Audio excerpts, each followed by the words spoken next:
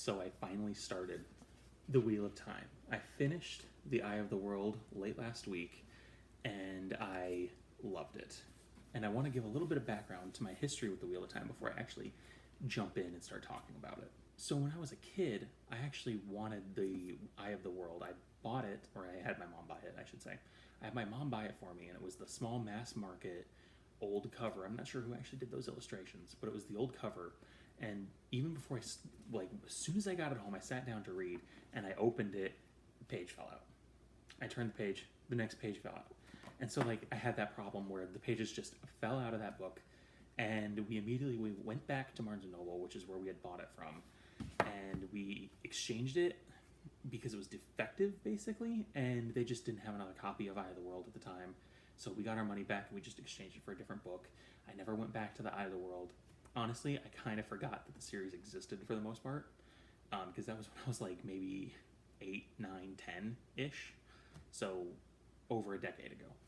So recently, I've become a fan of Daniel Green, and based off of his recommendations and his videos recommending The Wheel of Time, I decided to pick it up. So thank you, Daniel, but most importantly, thank you, Robert Jordan, for this fantastic, awesome start to what I expect to be a awesome, fantastic adventure. So I'm going to try to make this as spoiler-free as I can, because I didn't have anything spoiled for me when I started reading this, and it made the experience so much more interesting. And I'm going to keep actually all of my book reviews like that for The Wheel of Time. I'm going to try and not do anything spoilers. If there are going to be spoilers, I'm going to preface that with a spoiler warning, either in the title of the video, in the video itself, thumbnail, all of that stuff. So rest assured, if you've never read a Wheel of Time book, you're not going to be spoiled here. I will give a little bit of plot synopsis, just so that way I can clarify certain aspects of what I'm talking about what I liked. But other than that, you're in good hands, no spoilers here.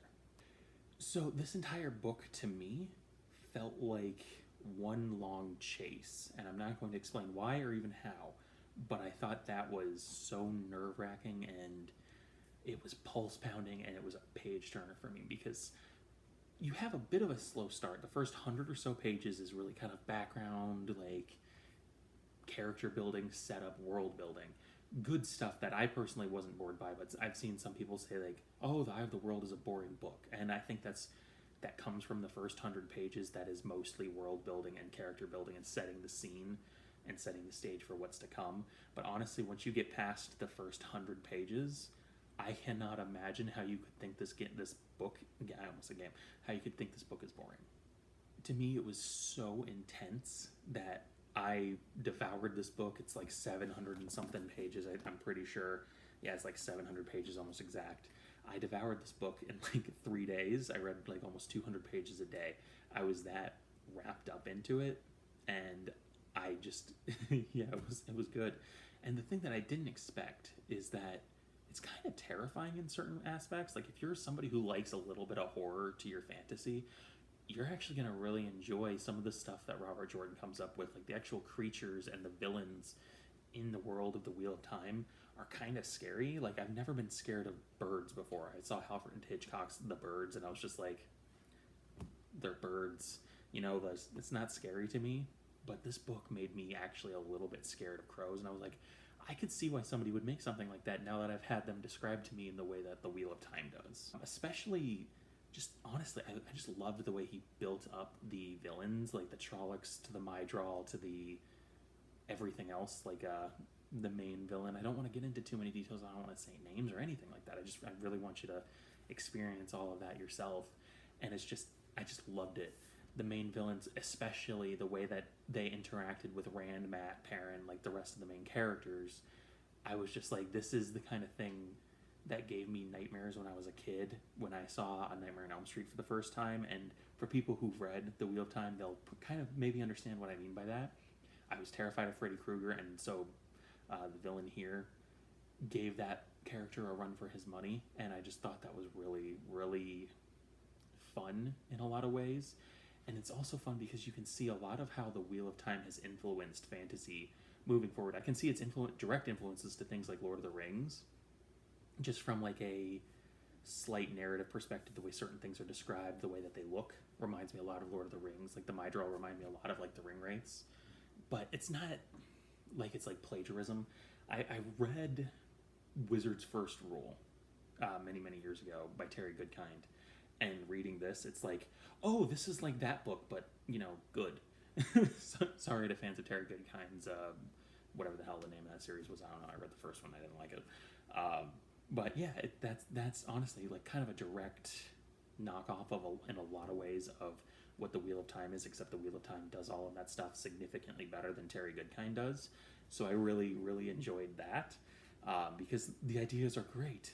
And I was like, wow, this Terry Goodkind guy has good ideas, but he doesn't have very good execution. I'm like, oh, it's not his ideas. It's just this book. But, crappy. So I really, really enjoyed actually getting those ideas fleshed out and done in a much better way. And that was cool.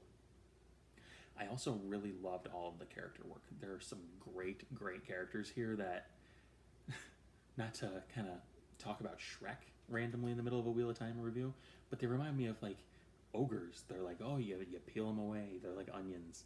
And I feel like that's how I view a lot of these characters. I feel like I've gotten surface level readings of them, and their surface level readings are very interesting. But like a character like Moraine, I don't know Moraine. I've read one book. I feel like there's going to be a lot more to her. I feel that way even with like Rand or Matt or Perrin. It's like you get the surface level of who they are at the start of this journey, and it's going to be radically different to who they are at the end of it. And I'm actually very excited about that. I love books and series that can make me care about characters and appreciate their depth and their growth. But it's also good to make sure that I like them at the start, even though, maybe I'll love them at the end. But if you don't like them at the start, you're not going to be as invested in the journey. And I 100% liked all of the characters right from the start. I was like, I like this Rand guy. I think he's interesting. I like Perrin especially. Perrin doesn't really get a lot of justice in the start, in the first 100 pages, to be honest. Like, I was just like, I don't see what people like about him. But then once you get a little bit of Perrin's perspective in this book, you get a little bit of a couple other characters too, but it's mostly Rand, and then Perrin is probably the second most perspective given character in this book.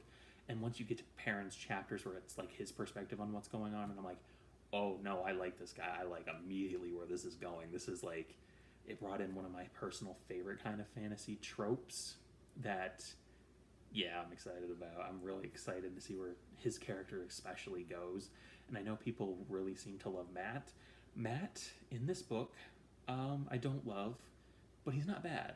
He's just a almost cliched character a little bit in some of the ways that he does things. And I was like, oh, I can see exactly where this is going to go with him. Except you do, but also you don't, because things always kind of like, it goes down the path you want, but then it goes down, or the path you expect, but then it takes a little side stream down that path. And it's still going in a similar way, but at the same time, things are just different enough that it doesn't feel like completely trite or cliche.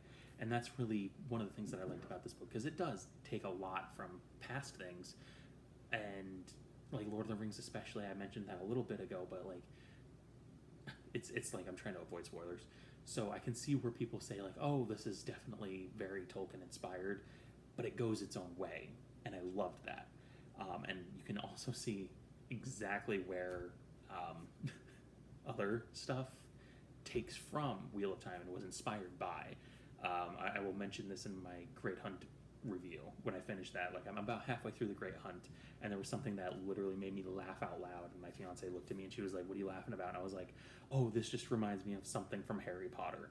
And so I'm actually very excited to talk about that in my Great Hunt review, because it's actually something from the Great Hunt. So I'm excited to get into that. But if you really love fantasy, or you're even new I don't know if I necessarily recommend Wheel of Time immediately to somebody who's new to fantasy, but if you have an appreciation for fantasy, maybe from like television or film or video games, and you want to jump into fantasy, I would recommend Wheel of Time. If you're new to fantasy and like you've just experienced none of that, maybe start off with something a little lighter. But if you're ready to commit to a series, I don't think you're going to find much better than the Wheel of Time, especially since it has an ending that's done.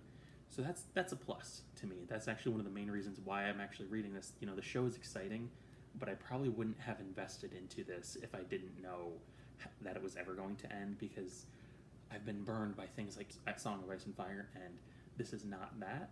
So I would give it a full-hearted recommendation, and I look forward to talking more and more about the Wheel of Time as the months and years roll on, because I think this is something that's going to stick with me for a very long time. Thank you so much for watching, and I will see you guys in my next video review. I'm not sure what it's going to be yet. I have a list of a couple books. I've read the first 2 Stormlight books, the first Witcher book, the first Mistborn book, and a couple other things. I'm not sure which one of those I'm going to do next, but I really wanted to crank out this Wheel of Time video because damn, I loved this book. Damn, am I excited about this series. Damn, am I excited to talk more about it. And you should too. So thank you very much for watching. Bye-bye.